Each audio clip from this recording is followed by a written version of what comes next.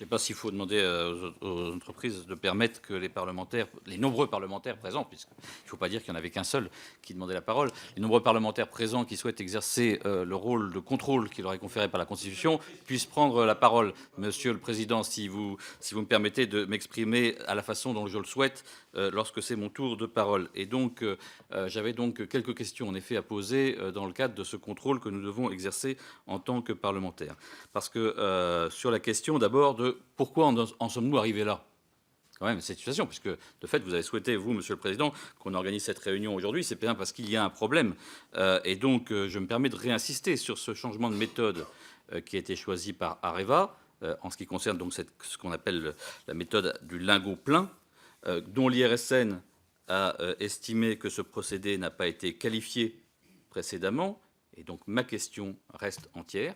Qui a décidé de changer de procédé? Est-ce que ce procédé a été modifié uniquement à l'initiative de l'entreprise, ou est-ce qu'il a été autorisé ou pas par les autorités de sûreté, ou est-ce que ça a été fait par tacite accord?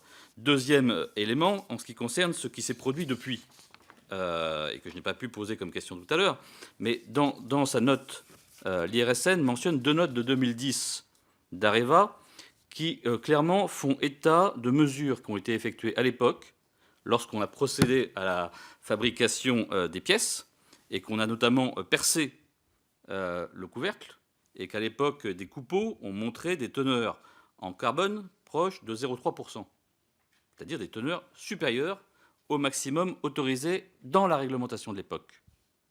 Donc à l'époque, Areva disposait, avant même qu'on mette la cuve dans le PR, disposer d'informations concernant le problème.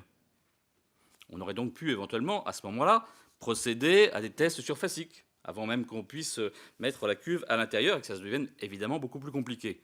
Donc ma question est de savoir qui a eu connaissance de ces informations à cette époque-là? Est-ce que l'IRSN, l'ASN ont été au courant? Est-ce qu'ils ont été alertés par Areva pour éviter évidemment qu'on installe à l'intérieur de l'EPR une cuve qui risquait de ne pas être conforme aux autorisations? Je dis ça pourquoi? Parce qu'à un moment, si jamais M. Repussard nous dit on ne peut pas dire si c'est grave, donc on ne peut pas dire si c'est pas grave. Si jamais c'était grave, si jamais de fait cette cuve n'était pas conforme, et que si jamais il fallait la retirer, voire ce n'était pas possible de la retirer, parce que le président Sido disait qu'il pensait que les travaux étaient arrêtés. Je n'ai pas l'impression que les travaux étaient arrêtés, donc on continue à construire autour de cette cuve. Qui va payer? Qui va payer si jamais ce n'est pas conforme?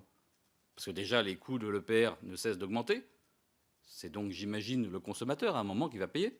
Mais si en plus, on se retrouve avec une cuve non conforme parce qu'on n'a pas pris toutes les précautions, moi, quelque part, à l'issue de cette audition, je pense que le rôle de l'OPESC, ce serait au minimum de demander une enquête administrative pour savoir comment ces décisions ont été prises et comment les alertes ne sont pas remontées en temps réel pour que la représentation nationale, pour que le gouvernement, pour que l'actionnaire, qui est l'État au sein de ces entreprises, prenne les dispositions nécessaires et au moins soit alerté sur les problèmes. Je pense qu'au point où on en est d'informations sur ces difficultés, je pense que ces questions-là doivent se poser. En ce qui concerne la suite, je remercie le président Chevet d'avoir confirmé la volonté de transparence en ce qui concerne la procédure. Je pense que c'est important en effet.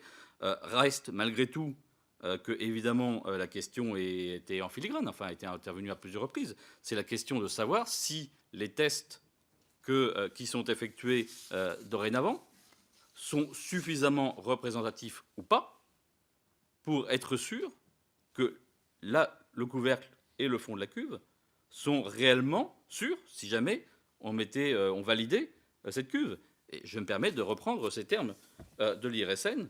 Le programme d'essai prévu par Areva est pertinent, mais il n'apparaît pas de nature à apporter des garanties équivalentes à celles issues des nombreux essais mécaniques réalisés pour les aciers des cuves des réacteurs du parc.